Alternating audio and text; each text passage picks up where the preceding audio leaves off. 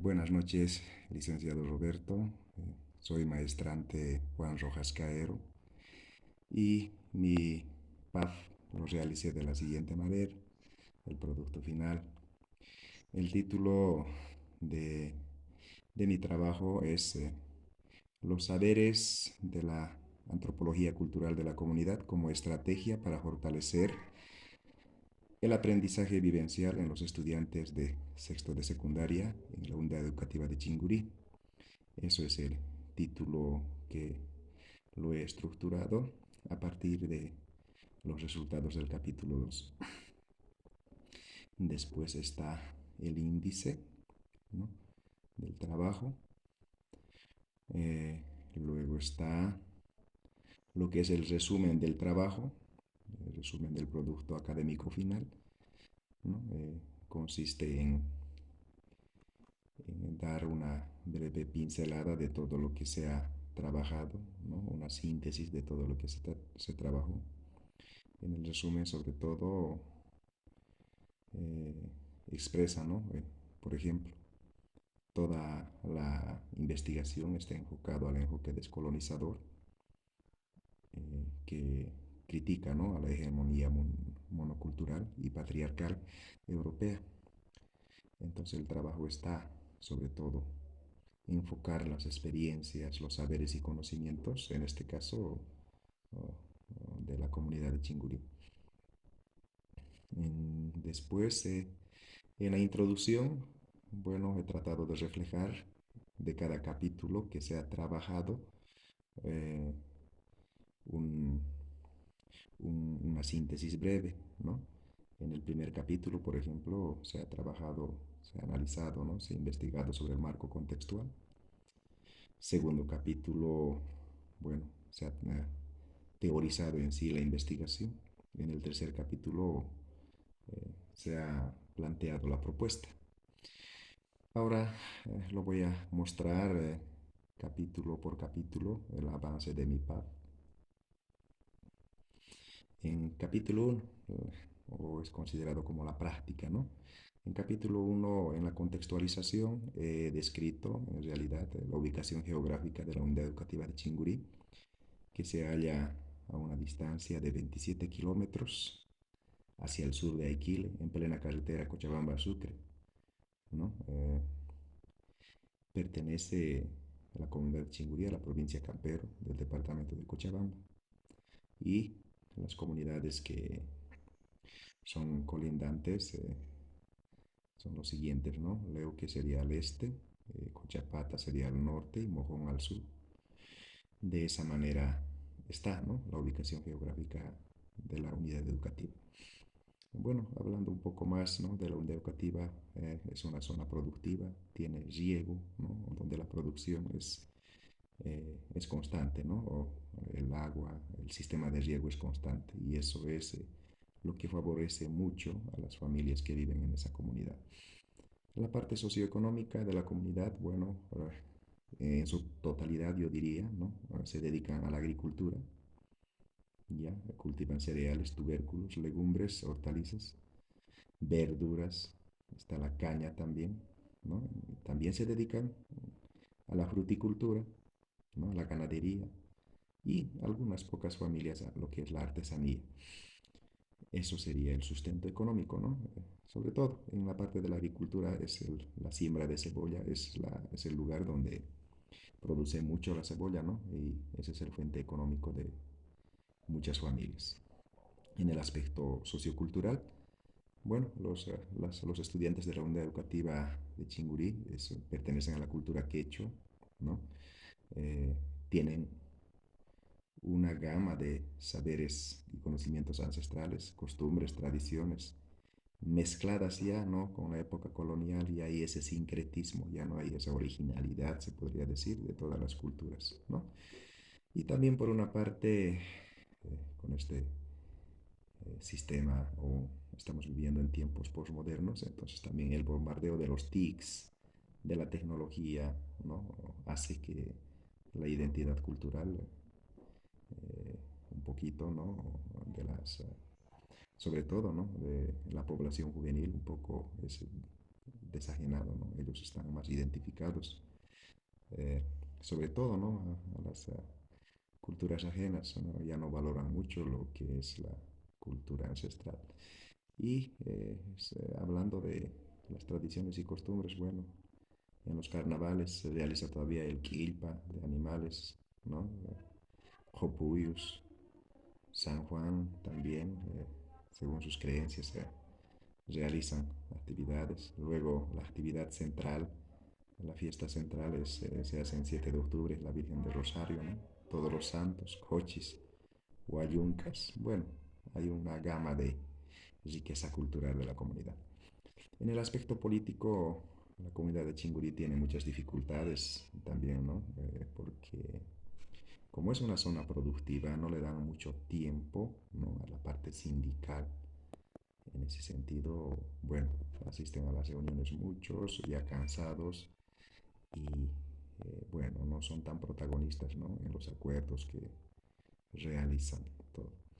Eso sería una dificultad en la parte política, pero sin embargo, cuestión de obras, todo eso a menudo uh, se realiza nomás en la comunidad, ¿no? En la parte lingüística, nuestros estudiantes son bilingües, ¿no? Hablan quechua y castellano, pero también aquí hay una diferencia, ¿no? Los que viven en la carretera misma, en la cuenca misma, son quechua hablantes y castellano hablantes, pero los que vienen ya de las comunidades aledañas de las serranías, como por ejemplo Cochapata, San Marcos, Elvira y otras comunidades que albergan, ¿no? La unidad educativa de nuestros estudiantes, son quechua hablantes. En ese sentido, el trabajo que se realiza para el maestro también es un desafío, ¿no? En realidad, a los quechua hablantes, bueno, ¿no? El fin, el objetivo es lograr que dominen otro idioma más, ¿no? En este caso castellano. Después con los estudiantes que viven en la cuenca, bueno, no hay ningún problema. Ellos son quechua hablantes y castellano hablantes. Por otro lado, características formativas de los maestros, ¿no? En su totalidad de los maestros, bueno, son profesionales, no hay ningún interino en la unidad educativa, ya, porque ha habido programas de, complementarias, ¿no? Como Profocon y otros más antes, en realidad se han capacitado, ¿no? Había más antes interinos, pero con el transcurso del tiempo se han ido capacitando hasta obtener su título. Pero también hay una dificultad aquí, ¿no? Los maestros investigan en la unidad educativa solo cuando hay algún diplomado, algún otro curso. O sea, la investigación no es todavía un hábito educativo, ¿no? En la unidad educativa. Nos falta todavía trabajar en esa parte. En la infraestructura se podría decir que está medianamente en condiciones aceptables, ¿no? Tampoco está en condiciones óptimas la infraestructura.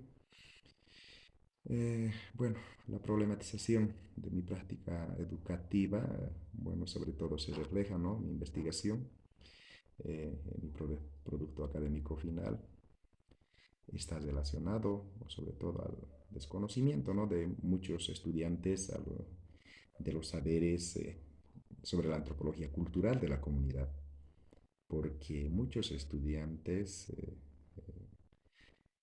en este caso, ¿no? En mi área, los contenidos de la antropología ven como algo abstracto o no lo relacionan, no lo tratan de relacionar con su realidad, ¿no? Solo comprenden para dar examen, luego olvidarse, para aprobar el trimestre, luego olvidarse. En ese sentido, yo he problematizado, ¿no? Que tal vez relacionando, investigando con los saberes de la comunidad, se podría hacer más interesante, ¿no? El avance de antropología. Tal vez de esa manera el estudiante también puede incorporar, ¿no? A su experiencia estos aprendizajes. De esa manera se ha trabajado. Por otro lado, también, bueno, las tradiciones y costumbres también, ¿no? Es visto ya desde un punto de vista emocional, se podría decir, desde un punto de vista superficial, ¿no? Por ejemplo, en carnavales, la juventud va a bailar, a cantar, jugar con globos. En realidad, cuando arman copullos no saben para qué lo hacen, ¿no? Entonces la juventud ve solo la parte superficial de esas actividades, no lo conoce la parte esencial. ¿no? Entonces, en ese sentido, también uno de los propósitos es incluir que este tipo de experiencias, este tipo de tradiciones, saberes y conocimientos de la comunidad, bueno, ¿no? De alguna manera sean incorporados a los contenidos que avanzamos en el aula. Eh, bueno, aquí en síntesis, los problemas que he identificado son los siguientes a partir de esa visión, de ese estudio de la realidad. Desconocimiento de saberes relacionados con la antropología cultural de la comunidad. Los estudiantes entienden los contenidos de la antropología general como saberes abstractos. La antropología se convierte en un aprendizaje esporádico, que solo es captado para aprobar el área. Los contenidos generalizados no reflejan la realidad contextual de la comunidad. Bueno, eso serían las causas, ¿no? Los contenidos de la antropología cultural de la comunidad de Chingurí no figuran en ningún material impreso. Eso serían las causas. La pregunta problematizadora lo he formulado de esta manera. ¿Cómo el desconocimiento de los saberes de la antropología cultural de la comunidad incide en el aprendizaje vivencial y significativo en los estudiantes de sexto secundaria de la unidad educativa de Chingurí? Y mi objetivo general es indagar los saberes de la antropología cultural de la comunidad a través del diálogo comunitario para fortalecer el aprendizaje vivencial y significativo desde el área de cosmovisiones, filosofía y psicología, perdón. Y mis objetivos específicos están formulados, bueno, ¿no? Más para ahondar, más para explorar, indagar, como dice aquí el determinativo. El del objetivo general, no.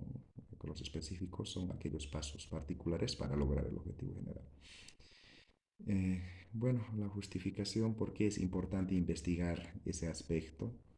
Bueno, de alguna manera, ¿no? Se trata de que nuestros estudiantes se identifiquen con su cultura, conozcan sus tradiciones, valoren los saberes y conocimientos de la región, ¿no? Y tal vez ya a partir de esa realidad, eh, nuestra área, sobre todo los contenidos de sexto, pues, se vuelven más interesantes, más significativos y, bueno, ¿no? De alguna manera que despierte en el estudiante ese interés de aprender más. Después, la metodología que lo utilicé, bueno, los enfoques que utilicé son los siguientes, ¿no? Mi investigación está direccionado, orientado por el enfoque descolonizador, ¿no? Que, bueno, es una crítica en realidad al eurocentrismo, ¿no? Esa manera de ver la realidad o tomar al ser humano como centro de todo, el más importante, ¿no? Así lo considera el enfoque europeo. Entonces, en contra de eso está el enfoque descolonizador, ¿no? Valorar la vida, respetar la vida, ¿no? Convivir eh, con la naturaleza, etcétera, etcétera. Bajo esa dirección estaría entonces la investigación, ¿no?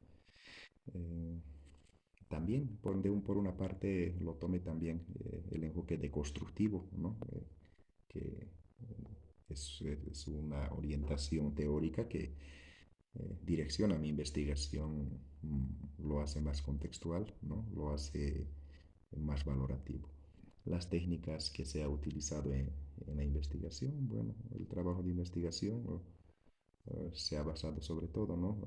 Bajo un plan de investigación.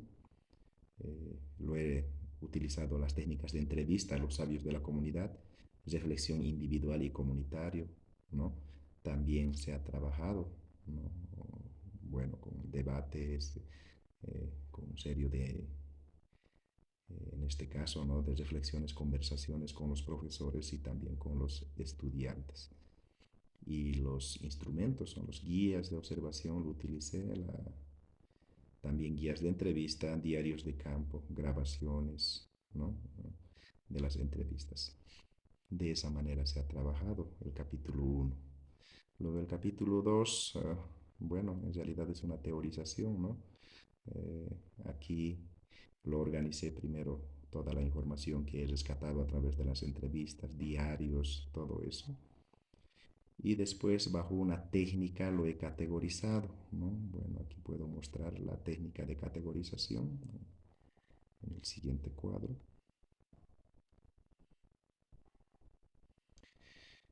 Eh, Aquí está la técnica de categorización, ¿no? Estos son mis instrumentos que lo apliqué tanto a sabios, sabias de la comunidad. También lo apliqué a los estudiantes y a los profesores y al director, ¿no? Aquí están diarios de campos también que utilicé y de esta manera lo he organizado, ¿no? Para categorizar, eh, en este caso, mi información. Y de esta forma, de esta técnica de categorización han surgido mis categorías, como vemos aquí, ¿no? El cual me va a servir para que realice el diálogo de autores, ¿no? Y más arriba lo he realizado en este caso, ¿no? La triangulación de la información. Aquí está la triangulación de la información ya no con categorías codificadas, ¿no? Bueno, aquí se ha tratado de realizar, ¿no? Esta triangulación, primero extrayendo, ¿no? Algunos criterios, conceptos de los autores, también tomando en cuenta lo que han dicho, ¿no? Mis entrevistados, lo que han manifestado sobre, en este caso, sobre la antropología cultural, y también mi persona entra, ¿no? Como investigador con su criterio. A eso llamamos triangulación de la información. De esa manera he avanzado, ¿no? Mi capítulo 2. Eh, bueno, no puedo decir que todo está culminado porque falta todavía cosas que incorporar, cosas que mejorar. Entonces, pero la idea está ahí, la base está ahí, ¿no? Por ejemplo, a estos cuadros me falta todavía, ¿no? De alguna manera llenar lo más importante, los síntesis, por ejemplo, de los autores que nos manifiestan, ¿no? De las categorías. De esa manera se ha trabajado el capítulo 2, ¿no? Ahora el capítulo 3, la propuesta. Bueno, yo más me he alineado, ¿no? A la propuesta. Lo voy a realizar texto educativo, ¿no? Eso es mi propuesta. Texto educativo de sexto de secundaria, ¿no? Un texto educativo que incluya sobre todo los contenidos de la comunidad, cosa que en la problematización ya le estaba mencionando, que no existe en ningún texto, no hay material impreso de los contenidos de la comunidad, pero sí a través de la investigación he podido rescatar, ¿no? O de alguna manera incorporar esos contenidos para que sea más familiar los contenidos para el estudiante, que no sea tan abstractos los contenidos de antropología, ¿no? Entonces, bajo este formato delineado mi propuesta, ¿no? ¿Para qué vas a escribir este texto? O sea, el texto, ¿no? Bueno, sobre todo para orientar a los estudiantes que la antropología sea, ¿no? Una área, un contenido asequible, ¿no? Para los estudiantes, o sea fácil de entender. Para quienes lo vas a escribir, bueno, es para los estudiantes de sexto de secundaria. ¿Sobre qué vas a escribir? Obviamente sobre contenidos del área de cosmovisiones, sobre todo antropología cultural, ¿no? Y incorporar los contenidos de la región para que el estudiante reflexione también. De esa manera se ha estructurado mi propuesta y aquí está mi texto educativo, ¿no? Aquí lo he elaborado de esta manera, ¿ya? El título de mi texto educativo es Antropología desde una mirada contextual, eso es el título para los estudiantes de sexto de secundaria, ¿no? Y lo organicé de esta manera también, bueno, primero están los índices, ya en este caso de segundo trimestre, dos contenidos se lleva, y sus objetivos holísticos de cada contenido. También, ¿no? Bueno, los momentos metodológicos tienen que estar plasmados, ¿no? En los contenidos.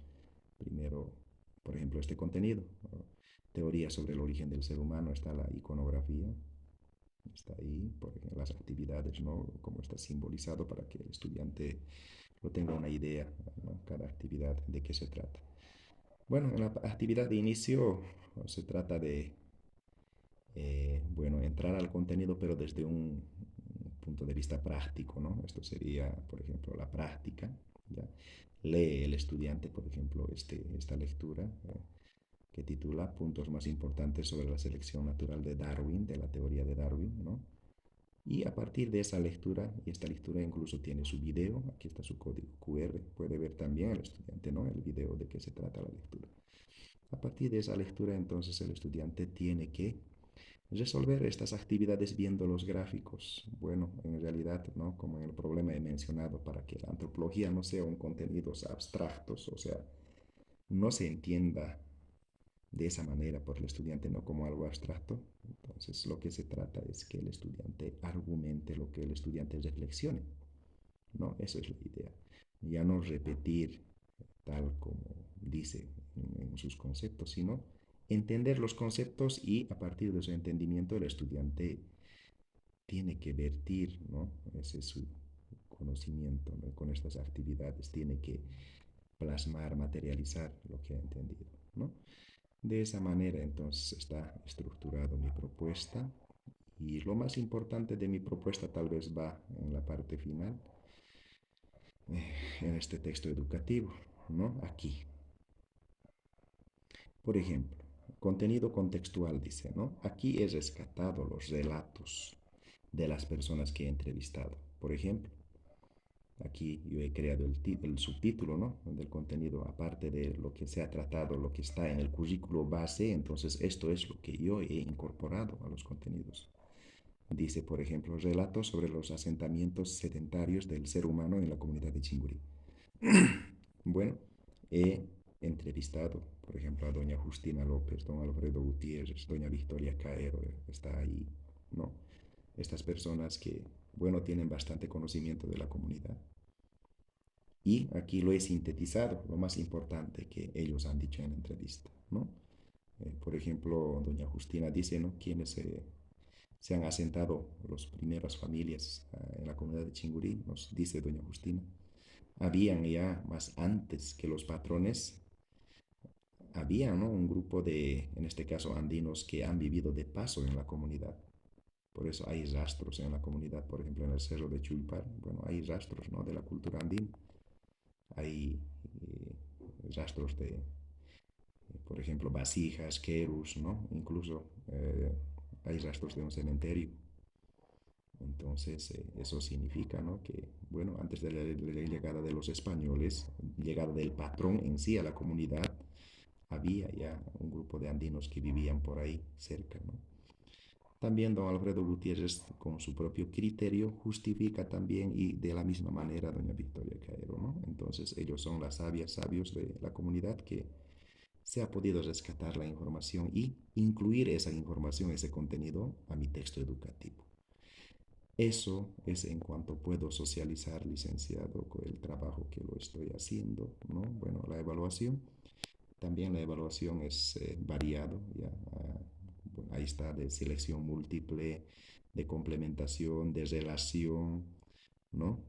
También de rescate de ideas centrales. Y lo más importante de esta evaluación es que el estudiante, como dije anteriormente, que no solo aprenda a copiar lo que ha memorizado, sino a partir de su entendimiento el estudiante también eh, que escriba, ¿no es cierto? Y relacionando con su realidad, sea crítico, sea analítico, sea argumentativo el estudiante. Eso es el fin que se quiere lograr con este trabajo. Bueno, eso es en cuanto puedo socializar, licenciado.